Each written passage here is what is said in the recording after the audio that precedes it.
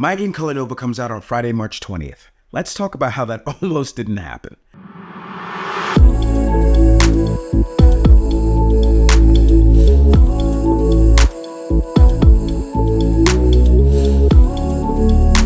If you didn't already know, my name is Tez Fraser. I'm a game dev and content creator, currently working on Colornova, a color matching space shooter inspired by classic retro games such as Asteroids and Space Invaders. You choose a ship and a supernova ability, and you defend your planet for as long as you can from these crazy wacky meteors with funky effects. If that sounds interesting to you, or you just want to show some support, I kindly ask that you please wishlist it on Steam. Every wishlist matters and will help the Steam algorithm care about my game. And you can go play the demo for free if you don't believe me that it's the greatest thing since sliced bread, since the Pet Rock, since One Piece, since the iPhone, since Android, since Xbox, since PlayStation. Look, it's great. Go check it out. So, Colornova is scheduled to come out on March 20th at 1 p.m. But this was almost not the case. In fact, when I wrote the script for this video, it was still in the air. So, a few weeks ago, Steam messaged me saying, hey, your game comes out in a few weeks, but we don't have any approved builds.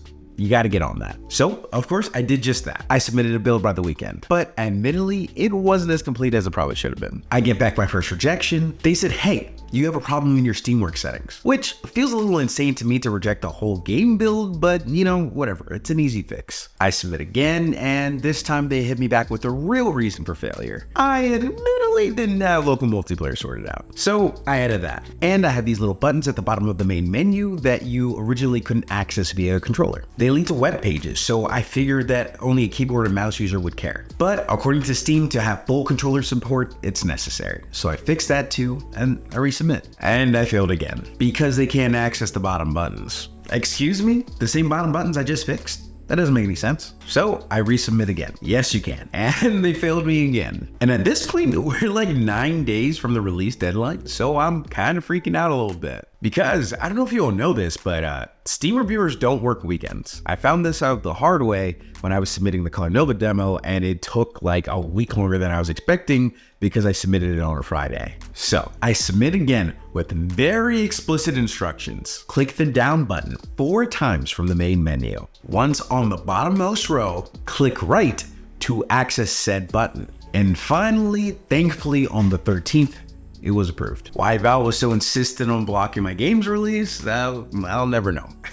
But that's even more incentive for you to wishlist the game. See the forbidden game while you can. I kind of skimmed over it, but I added local multiplayer. It's very fun to play, and I track everyone's individual stats in the game so that you can bully each other about it. I even say how long everyone lasted in the round. And I made a local co-op leaderboard so that you can see who's the best team. Multiplayer required some pretty massive rewrites. I was doing some stuff smart, but way more things dumb. I'd say like 80% of the main game file was touched one way or another. But I'm pretty sure I got it all sorted out, I think. Well, there is this nasty bug where sometimes player 1 can join as player 2, and now it's just controlling both players. But hopefully by the time you're watching this, I figured that out. This is Future Test speaking. I did fix that, by the way. I just added a longer input buffer delay, and that seemed to fix everything. I also decided that the full game would have some soft locked content. I think it'll add some longevity to the game, give you a reason to grind out higher scores or stats. You unlock new game modes, you unlock the rest of your ships, so on and so forth. I also adjusted the Meteor tiers from 5 or 6 to about 9. By stretching them out, it gives you more time to adjust to the different tiers. Another quality of life update I made is the Meteor announcement system. When you're first starting out, this can be a nice little heads up that things are going to get chaotic, but you can disable this anytime from the settings if you find it too distracting. I also implemented 37 achievements, and in the process of implementing these achievements, I actually discovered a bug that I had in my previous game Trivia War. Apparently, there's a function I have to call to make the achievements show up mid-game. I just thought my Steam helper library was broken. Guess I should read instructions more. Speaking of reading more, I saw the feedback that folks wanted to be able to choose their colors manually. So I added that and Rebindable Controls as well. So now you can make the controls just about anything you want. Speaking of controls, this is an old game hack. The start screen pretty much only exists to detect if you're using a keyboard or controller. But that means if you didn't start the game using controller, you couldn't use one later for player 1. So I changed that too.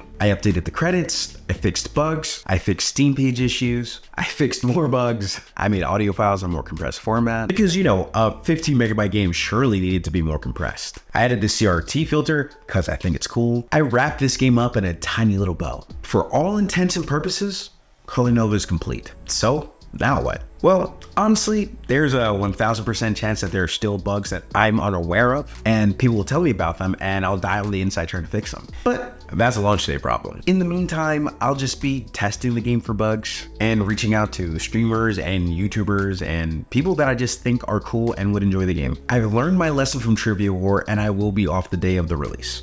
And I'm going to be doing a live stream right as the game launches to encourage people not only to buy the game, but to review it as well. The magic number for Steam to care if you live or die is 10. So hopefully I have enough friends out there to get to that number ASAP. Oh, I guess I never said it, but Colornova is going to be $4.99 with a 20% launch discount. So you'll have about a week to get it for $3.99. The launch actually coincides with the Steam Spring Sale, so I'm hoping that people see the sub $5 and go crazy. The live stream is going to have lots of surprises and challenges and potentially some giveaways. So make sure to tune in Friday, March 20th at 1 p.m. Eastern for all the chaos. I worked really hard to make this game as fun as humanly possible, and I think you'll all really enjoy it. If you haven't already, please go wishlist it on Steam. As of recording this video, we're at 179, but I'm hoping to launch with 200. And I know this community can make it happen. If you enjoyed this video, I'd really appreciate if you'd like to subscribe to the channel. I do this for community and transparency, and it really lets me know that